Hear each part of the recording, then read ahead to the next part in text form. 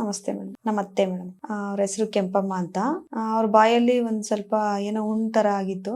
ಅದು mostly cancer ತಿರ್ಕೊಬಹುದು ಅಂತ ಅಂದ್ಬಿಟ್ಟು ನಾವು ತೋರ್ಸಕ್ ಸ್ಟಾರ್ಟ್ ಮಾಡಿದ್ವಿ. ಕನ್ಫರ್ಮ್ ಆಯ್ತು ಕ್ಯಾನ್ಸರ್ ಅಂತ.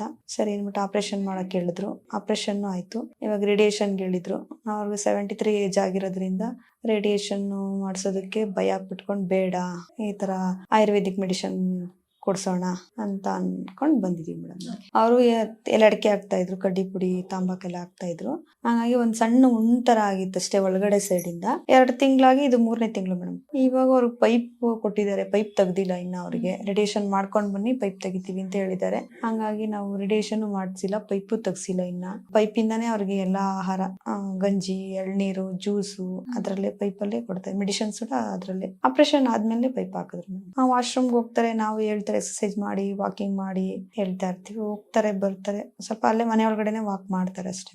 ನಮ್ಗೆ ಒಬ್ರು ಹಿಂಗೆ ಗೊತ್ತಿರೋರು, ಪರಿಚಯ ಇರೋರೊಬ್ರು, ಅವ್ರ ಬ್ರದರ್ ಬಂದು ನೀವ್ ಇಲ್ಲಿ ಹೋಗಿ ನಿಮ್ಗೆ ಹೆಲ್ಪ್ ಆಗುತ್ತೆ ಅಂತ ಹೇಳಿದ್ರು. ಸರಿ ಆಯ್ತು ಅಂದ್ಬಿಟ್ಟು ಫೋನ್ ಮಾಡಿ ತಿಳ್ಕೊಂಡು ಅವರು ಬನ್ನಿ ಶನಿವಾರ ಅಂತ ಹೇಳಿದ್ರು. ಹಾಗಾಗಿ ಇವತ್ತೇ ಬಂದ್ವಿ.